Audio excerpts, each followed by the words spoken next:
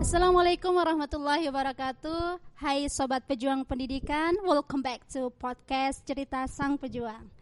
Di sini dengan suasana yang baru, dengan host yang baru, dengan bintang tamu yang cukup luar biasa. Nah, siapa host barunya? Perkenalkan, nama saya Siska Triwahyuni dari Pendidikan Bahasa Inggris semester 5. Di sini saya sudah bersama bintang tamu yang sangat cantik, energik, berprestasi di kampus. Nah, siapa ya bintang tamu itu? Kita kepoin ya. Halo Mbak Ika. Halo. Apa kabar nih? Alhamdulillah kabar baik. Baik ya. Sepertinya memang baik. Alhamdulillah selalu baik. Ngapain sih selama daring ini, selama pandemi ini? Gak keluaran nih? Enggak sih, parno ya. Terus juga ya paling juga di rumah. Kalau misalnya lagi kuliah online sebagiannya ya di rumah. Setelah nyelesain pekerjaan rumah, nonton, biasanya udah gitu aja sih kalau di rumah ya. Oke. Saya kepoin boleh kan ya? Boleh. Biasanya aku ya yang duduk di situ, sekarang aku yang duduk di sini, kayak rasanya beda. Iya ya. Tapi deg-degannya sama. Jadi host sama bintang tamu tuh sama. Iya. Oke. Langsung saja ya, Mbak ya. Jadi apa sih yang membuat Mbak Ika memilih STKIP PGRI Bangkalan? Kalau ditanya alasan, alasannya itu tuh kayak bukan alasan yang awal-awal mau masuk. Jadi alasan itu kayak baru aku temuin tuh pas setelah join di STKIP gitu.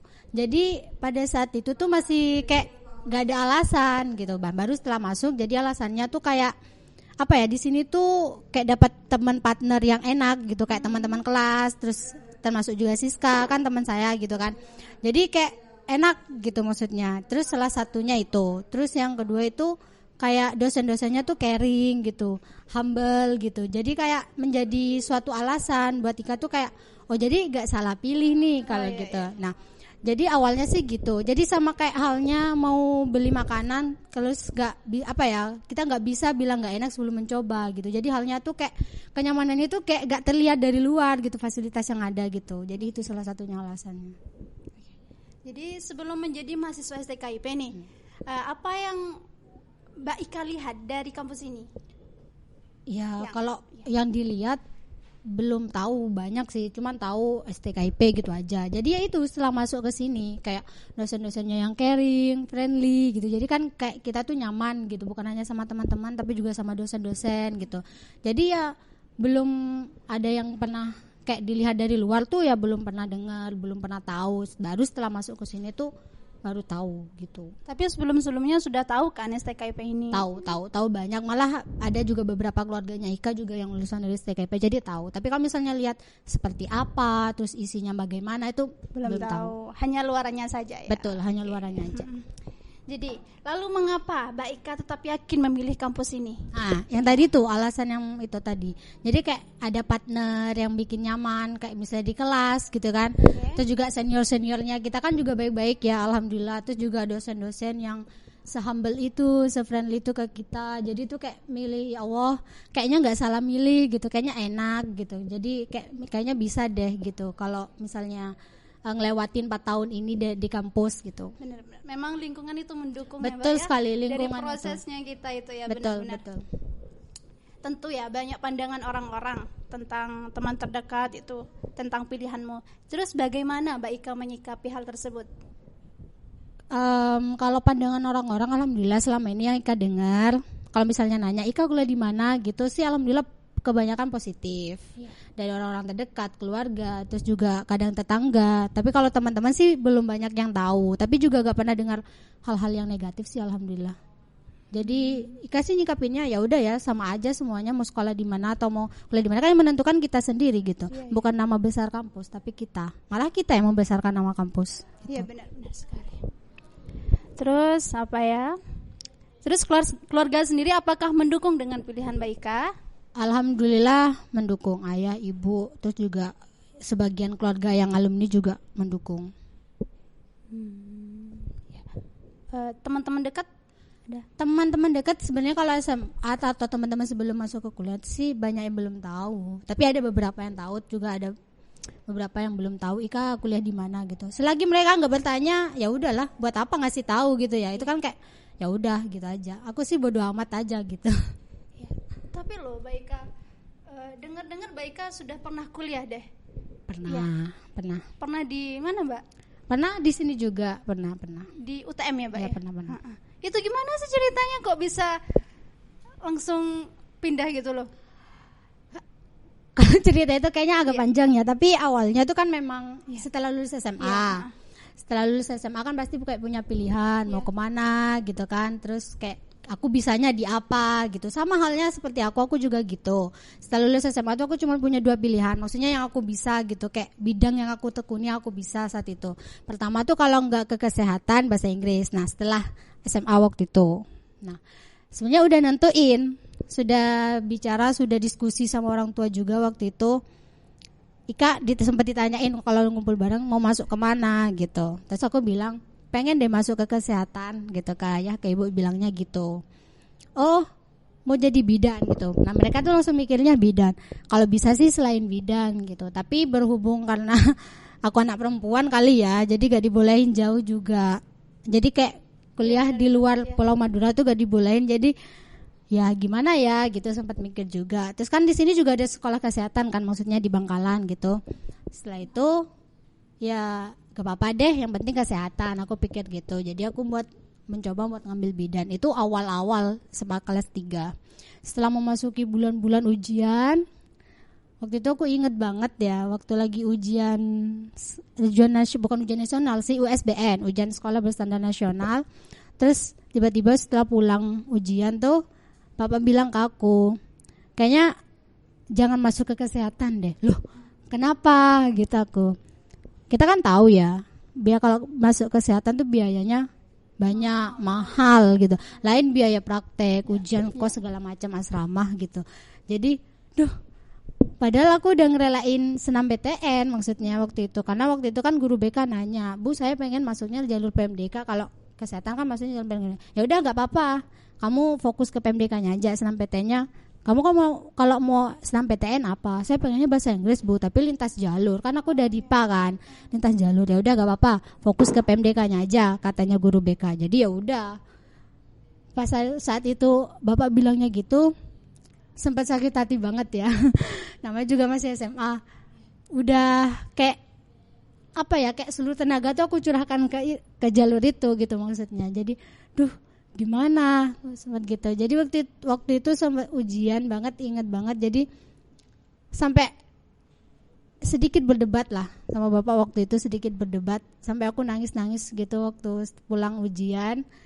Sampai setelah itu, setelah mungkin sama-sama udah sampai di puncaknya ya marahnya ya itunya, aku ke kamar banting pintu waktu itu. Saking udah itunya, I can feel it. Sampai waktu itu. Terus padahal aku masih pakai seragam, nangis pakai seragam SMA, nangis gitu di dalam kamar.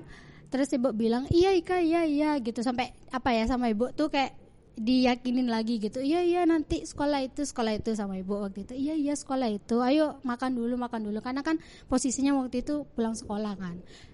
Jadi gimana ya, akhirnya aku buka pintu. Terus ibu bilang ya nanti sama ibu diusahain gitu. Ya gimana ya, waktu itu kan pikiranku masih ke sana ya gitu.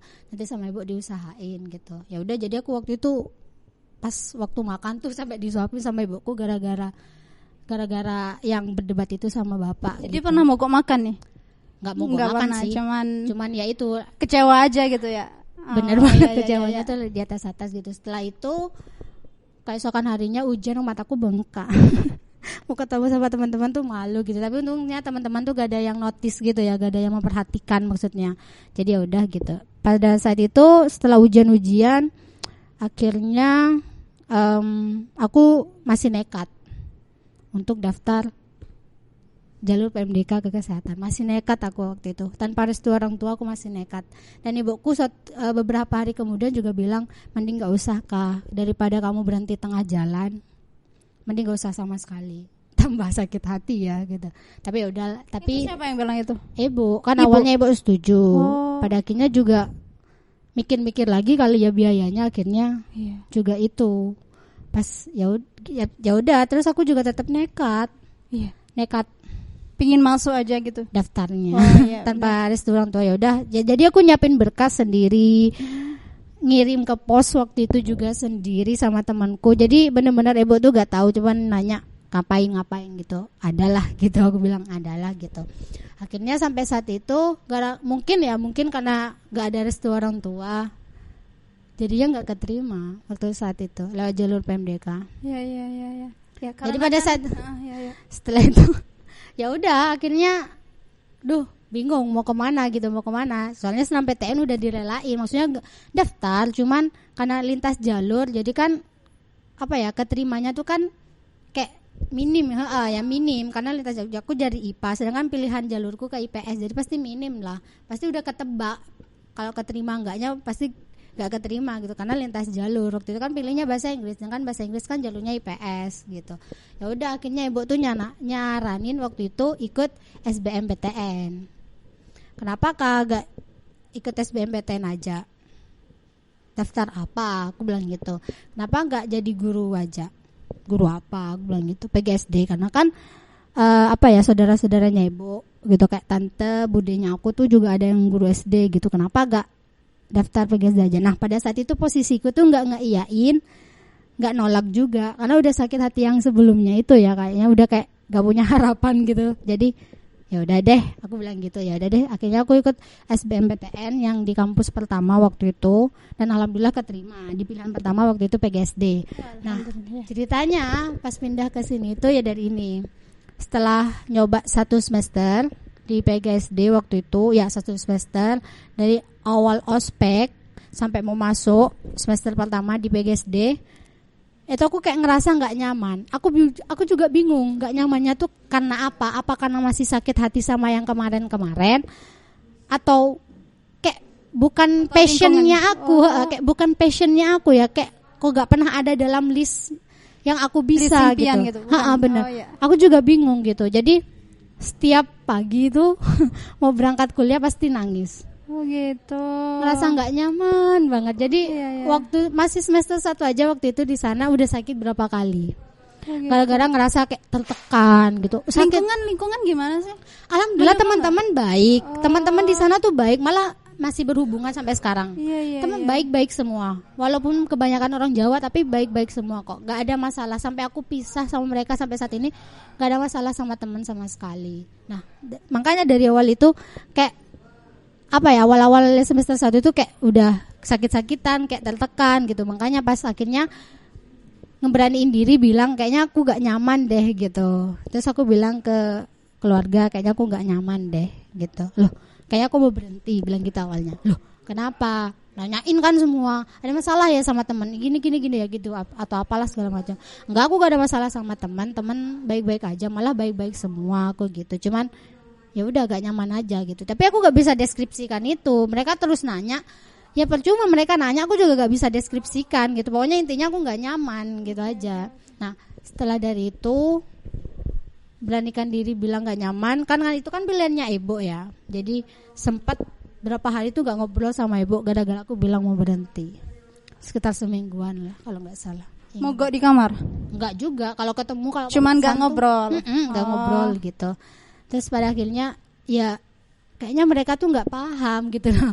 Maksud Mbak Ika itu apa gitu loh ya. Ngejalanin kan aku gitu loh waktu itu. Ngejalanin kan aku kok kayak seolah-olah dunia tuh runtuh gitu gara-gara cuma aku bilang berhenti waktu itu. Ya yang paling sakit hati, yang paling butuh support padahal aku waktu itu sempat, karena itu udah nyebar ke keluarga kan. Keluargaku tuh kan tipikal yang keluarga, maksudnya kayak dekat gitu kan sama satu keluarga yang lain, sepupu-sepupu, tante, om gitu kan, tipikal keluarga yang dekat-dekat banget. Jadi orang keluargaku tuh banyak banget yang datang ke rumah nanyain kenapa. Sampai benar-benar tertekan banget aku waktu itu yang mau jawab tuh, benar-benar tertekan banget. Pernah malah ada tanteku itu aku ingat banget waktu itu bulan puasa. Tanteku tuh datang sama mbakku. Kan bayangin dong anak perempuan di rumah gak ngapa-ngapain, ya kan? Gak kerja, gak sekolah, gak apa gitu kan, gak ngapa-ngapain. Terus tanteku gitu, tiba-tiba tanteku tuh datang ke rumah sama mbakku waktu itu, aku ingat banget. Dia tuh bilang gini, dalam bahasa Madura sih, Ika ngapain aja di rumah gitu. Ya aku gak jawab aja, cuman paling ya nenangin diri setelah kemarin-kemarin tertekan itu aja gitu. Gak mau sekolah, gak mau kuliah, gak mau ini, gak mau itu, kata tanteku dia bilang gitu. Mending nikah aja, bilang gitu. Waduh, itu Beneran tanteku bilang gitu. lucu banget ya Mbak ya. Nah pada saat itu bulan puasa kan, aku tuh langsung nangis. Kok segitunya banget sih? Ayah ibuku aja bilang aku berhenti gak pernah bilang kayak gitu. Nah, aku bilang gitu. Kok sampai yang gimana orang yang bukan keluarga intiku sampai bilang kayak gitu gitu. Nangis aku waktu itu, gak peduli mau batal puasaku atau enggak, gak peduli waktu itu aku. Kok sampai bilang kayak gitu. Aku loh masih umur 19 tahun waktu itu aku gitu. Mau kuliah, mau cari pengalaman ke sana sini aku juga masih bisa, aku gitu. Tapi kok bilangnya kayak gitu banget gitu. Jadi ya udah akhirnya kayak apa ya? Kayak ada rasa gak respect gitu sama tanteku waktu itu, ada rasa gak respect tapi karena hal itu tapi ya nggak, malah bilangnya kayak gini ya, bukannya nge-support aku nanyain setelah ini aku mau apa, tapi kok malah nanyanya gitu ya. Beneran waktu itu setelah aku bilang berhenti itu sebenarnya itu juga sulit buat aku. Tiap hari selesai sholat tuh aku juga bingung, aku mau bilangnya gimana. Aku takut setelah keputusanku tuh kan juga salah gitu. Cuman kayak perasaan sesaat aja gitu. Waktu itu aku bilang gitu. Tapi malah kok kayak gini ya gitu. Nah pas aku mau bilang kayak gitu tuh, aku datang ke temanku waktu itu, nanya gimana caranya supaya aku tuh bilang kalau aku tuh gak nyaman ke keluarga aku takut. Aku ada rasa kayak gitu, aku takut waktu itu. Lah kenapa gitu? Soalnya keluarga aku tuh tipikal keluarga yang bukan hanya ayah ibuku kalau ngambil keputusan, ada keluarga yang lainnya gitu. Kita sudah keluarga besar itu sudah biasa, sudah biasa dalam hal itu tuh sudah biasa kalau di dalam keluarga aku takut gitu. Loh, terus temanku tuh bilang gini, loh kamu kan masih punya ayah ibu gitu. Ya udah bilang aja sama ayah ibu, mau gak usah peduliin yang lain. Nah dari itu aku pas berani bilang kalau mau berhenti kayak gitu. Ya gara-gara temanku, aku cerita ke temanku waktu itu. Malam-malam aku keluar, udah gak kuat tuh ya waktu itu, kayak udah banyak tekanan. Ya udah keluar aja aku gitu. Tanpa bilang dulu ke temanku waktu itu. Tiba-tiba di depan rumahnya aku bilang, cowok sih temanku yang ini cowok. Aku panggilnya aja dia Mas, tapi teman sekelas dari SMP sampai SMA. Mas aku ada di depan rumahmu. Loh, iya tah gitu. Mau ngapain? Keluar aja aku gitu. Keluar aja. Terus dibukain pintu. Loh, ya saya aku ganti baju, dia bilang gitu. Kenapa? Aku mau cerita gitu. Ya udah mau cerita di mana? Ke kafe ya. Jangan, nanti kalau aku nangis aku malu aku gitu ke temanku. Ya udah akhirnya dibawa muter-muter sama temanku. Terus aku ceritain masalahku waktu itu, terus dikasih solusi. Gara-gara solusi itu aku berani bilang waktu itu. Jadi alhamdulillah sih masih punya teman yang ngerti. Soalnya kan selama itu aku gak pernah bilang sama siapa-siapa. Sampai sama sepupuku yang dekat pun aku punya masalah kayak gitu. Karena kenapa? Kayaknya percuma aja aku cerita, kayaknya gak ada yang paham gitu. Jadi ya udah. Sampai sekarang pun mungkin ada teman-temanku yang belum tahu aku kuliah di mana. Malah mungkin ada yang tahu di kampus pertama Mas Ian. Jadi banyak sih. Jadi cuma sebagian orang aja yang aku ceritain. Tapi sekarang luar biasa ya. Alhamdulillah. Berprestasi di kampus. Alhamdulillah ketemu sama teman-teman yang putri bagus. Kampus ya. Cantik, energik, pekerja keras, luar biasa. Jadi setelah masuk STKIP, apa sih yang Mbak Ika rasakan gitu loh? Awal-awal ya, semester 1, semester 2 tuh masih kayak belum menerima kenyataan. Ya maklum lah ngelewatin banyak cuma hal yang kayak aja gitu ya. Tapi gak pernah bolos kuliah tuh gak pernah. Terus malas-malasan juga gak pernah. Awal-awal semester 1, semester 2 masih belum menerima kenyataan aja. Karena masalah-masalah yang kemarin tuh kan lumayan kan buat aku tuh kayak nguras pikiran, nguras tenaga juga. Terus 1 tahun juga aku nganggur kan waktu itu. Jadi awal-awal itu. Terus setelah masuk ke sini ya alhamdulillah ketemu sama partner-partner seperti Siska, teman-teman kelas juga yang baik, senior-senior juga, terus dosen-dosen yang friendly juga, caring, alhamdulillah jadi ngerasain kayak nyaman gitu ya. Nyaman. Karena yang sebelumnya aku belum ngerasa nyaman, jadi pas yang di kampus yang ini alhamdulillah nyaman gitu. Mungkin karena juga bahasa Inggris salah satu pilihannya aku, jadi alhamdulillah. Tapi gini loh, di lingkungan yang nyaman, di tempat yang lalu itu nyaman, terus sekarang nyaman, terus apa yang membuat Mbak Ika itu apa ya lebih nyaman di sini gitu? Oh mungkin karena passion ya? Passion pilihan. Dulu Pilihan. PGSD kan ya? Dulu PGSD. Sekarang bahasa Inggris. Memang suka bahasa Inggris dulu? Dari kecil malah. Dari sejak SD. Jadi memang itu yang bikin nyaman, nilai plusnya lah gitu. Sama-sama nyaman yang sebelumnya tapi nilai plusnya ini gitu. Apa sih impian terbesar Mbak Ika? Impian terbesar. Kalau itu tanya impian, sekarang kan Ika udah mulai ngajar. Udah dari semester 3 kan udah mulai ngajar gitu kan. Jadi sih kalau bisa memang pikirannya sekarang nih pengen ngajar gitu. Tapi kadang-kadang berubah lagi gitu. Tapi yang penting ikutin passion sih. Kalau aku ngikutin passion selagi aku bisa, terus itu sesuai dengan aku, ya udah itu aja. Jadi impian terbesar sih tergantung sama passion aku nanti ke depan gitu. Iya. Yakin nggak kalau kampus ini itu bisa mewujudkan impian Mbak Ika? Insya Allah yakin. Kenapa kok bisa yakin? Dari dosen-dosen kan yang sering berbagi cerita juga, insya Allah sih yakin ya. Ya udah sih udah dari sini jadi udah yakin aja gitu. Itu udah dari kayaknya nggak ada alasan yang lain gitu. Udah Ika gabung di sini aja udah keyakinan gitu aja. Pernah nggak merasa apa ya? Aku salah nih ada di sini. Apa ya? Kayak apa ya? Itu loh. Salah gitu ya? Iya, salah aku ada di sini. Alhamdulillah enggak sih kalau di sini udah. Cuman ya itu awal-awal semester masih kadang-kadang belum nerima kenyataan. Kadang kan ya setelah kemarin-kemarin ngelaluin masa sulit buat Ika gak semudah itu. Apalagi kuliah kedua kan itu gak mudah buat Ika juga. Adaptasinya walaupun teman-temannya asik, teman-temannya baik, tapi buat berdamai sama diri sendiri itu juga sulit. Nah, buat sudah Ika. mulai berdamai itu semester berapa? 4. 3 tuh ada pikiran. Lama banget ya. 3 itu ada pikiran, udah kayak mulai ngalir, maksudnya kayak udah nggak pernah kepikiran gitu sebelumnya. Ya? Tapi kadang-kadang kalau mikir yang kemarin-kemarin masih itu, kadang-kadang ini. Terus alhamdulillah semester 4. Semester 4. Memang butuh waktu yang lama. Aku aja juga gak nyadar sebenarnya. Pernah nggak merasa insecure gitu? Insecure? Gak pernah sih alhamdulillah. Kan biasanya kalau dari lulusan SMA 2 nih ya, biasanya kan lanjut ke universitas-universitas kayak UI gitu loh, Universitas Erlangga.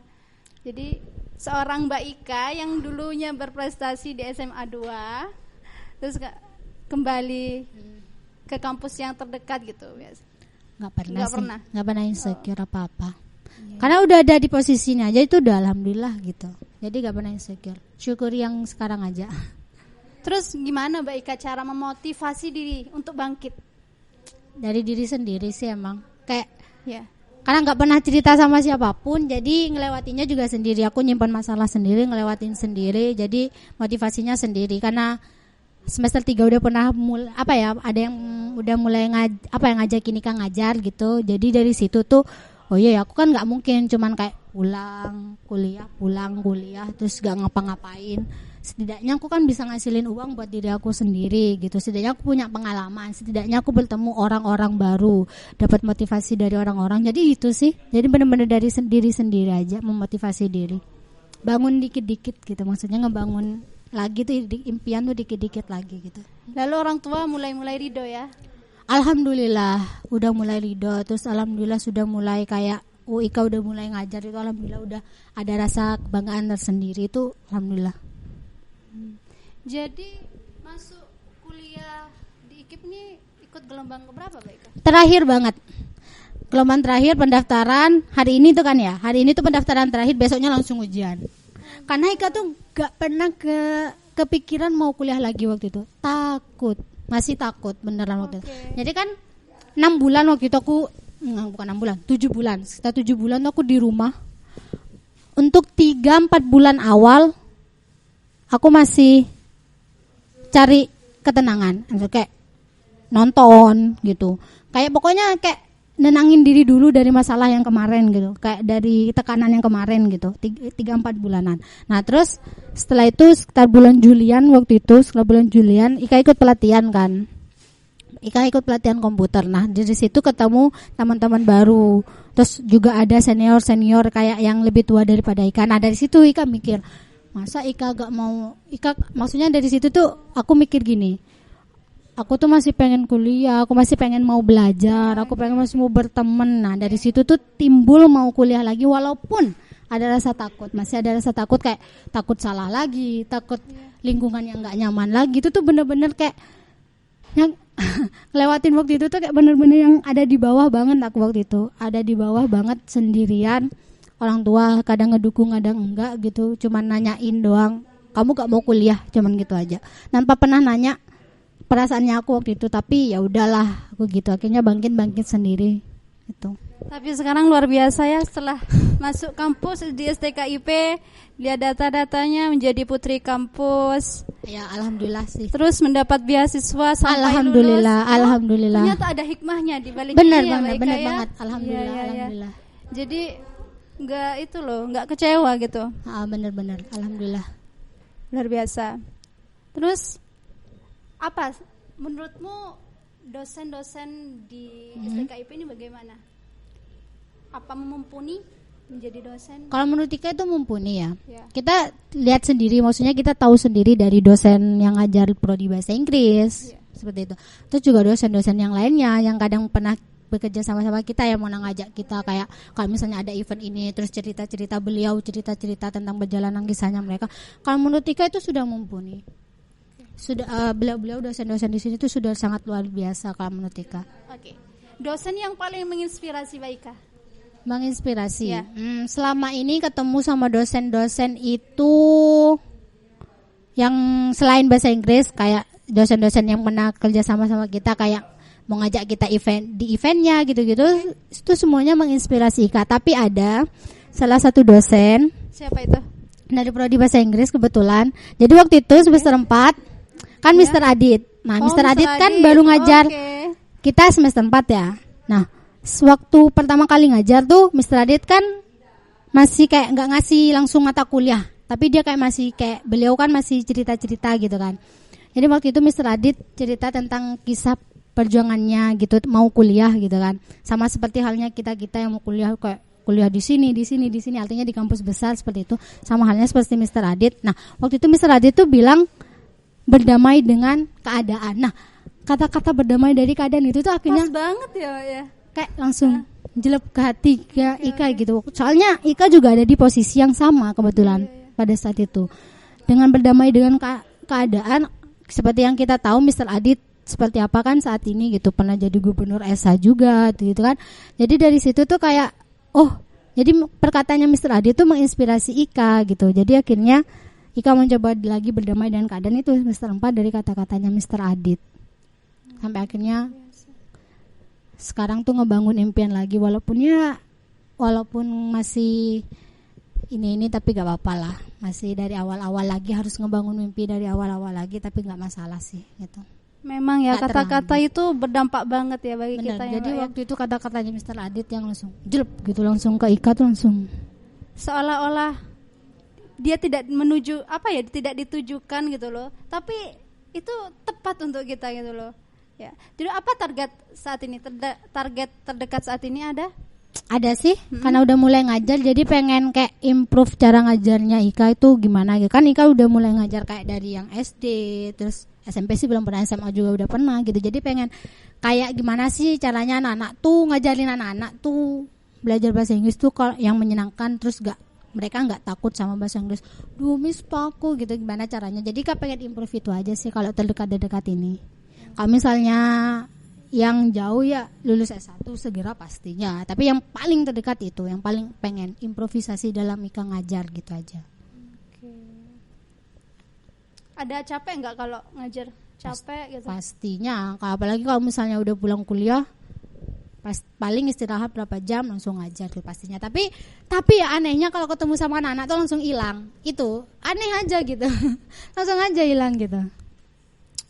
Jadi menurut Mbak Ika nih, apakah kampus STKIP ini tidak kalah dengan kampus yang lainnya? Gak kalah sih, sama aja kan, anak-anaknya juga berprestasi di sini. Jadi sudah setara, bisa dibilang sudah hampir setara seperti itu. Gak ada perbedaan yang tinggi kayak gitu, gak ada. Enggak, kan katanya orang ya STKIP, apa kuliah di STKIP, gitu loh. Kata orang sih memang menyakitkan. Dia Tapi kalau belum lihat gitu. belum tahu dalamnya seperti apa gitu loh ya. Kalau belum lihat, sama halnya tadi itu. Jadi kayak kenyamanannya tuh nggak terlihat dari luar. Iya. Harus dilihat setelah masuk ke sini baru kelihatan gitu. Iya. Memang bukan terlihat dari fasilitasnya yang mungkin wow gitu, tapi ada yang lebih bikin nyaman gitu, kayak partnernya kita, terus alhamdulillah dosen-dosennya seperti itu. Oke.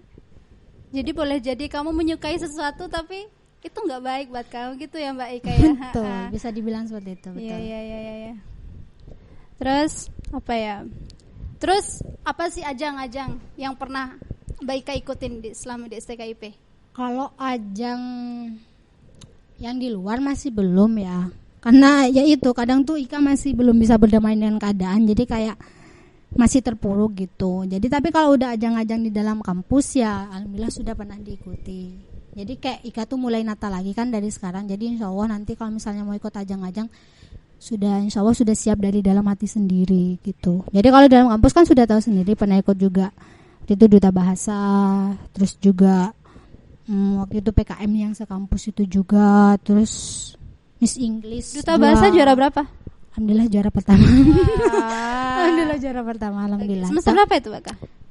Semester 3 tahun 2019 kemarin. Semester 3. Oke. Bahasa ya, duta bahasa. Duta bahasa. Okay. Alhamdulillah. Pernah ikut PKM? PKM pernah sih. Yang tahun ini. Jadi aktif di 3 itu ya?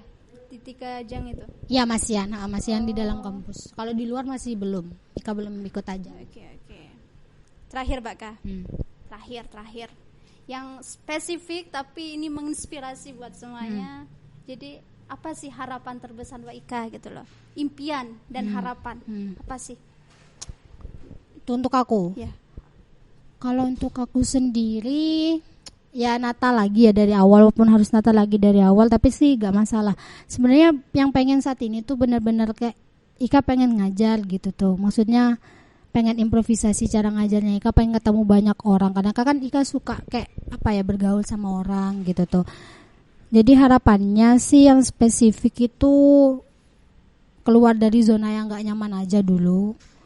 Terus mencoba cari pengalaman yang banyak banget kan. Alhamdulillah sekarang Ika udah mulai cari pengalaman gitu. Jadi nggak terlalu muluk-muluk sih saat ini. Setelah keluar jadi zona yang nggak nyaman, yang banyak tekanan itu, Ika pengennya cari pengalaman dulu. Terus juga belajarnya juga pengen belajar bahasa Inggrisnya juga ditingkatkan lagi. Terus Ika ngajar ke murid-muridnya. Ika juga pengennya lebih lagi, maksudnya kayak diimprove lagi gimana, kayak mungkin pakai game atau pakai yang lainnya gitu. Sebenarnya cuma itu aja sih, gak muluk-muluk banget. Kalau impian buat nantinya? Buat nantinya kalau misalnya diizinkan S2, insya Allah mau S2, tapi setelah nikah. Setelah nikah. Biasanya bukan sama S2 dulu. Tergantung sih. Tergantung keadaan ya. kondisi. Bismillah tergantung keadaan dan kondisi. Ya luar biasa sekali ya. Karena itu udah masuk dream list sejak SMA S2 itu. Oh gitu. Jadi sudah itu punya target-target. Tapi karena kecil-kecil. tapi karena udah pikiran dewasa gini kan nggak mungkin memaksakan kehendak. Kalau orang tua gak ngizinin ya udah jangan dulu. Tapi kalau misalnya ada jalan diambil. Karena Ibu udah bilang kemarin kalau misalnya Ika dapat beasiswa S2 Bu, ambil kata Ibu. Berarti udah restu. Ayo gitu. Bismillah gitu. Luar biasa. Iya. Baiknya nih orangnya easy going, friendly juga. Alhamdulillah. Terus juga nggak memperhatikan nilai. Yang penting aku tahu gitu. Yang penting aku ngerti meskipun kan ini ya Mbak Ika. Kadang orang pintar pas nilainya itu loh nggak memenuhi gitu loh.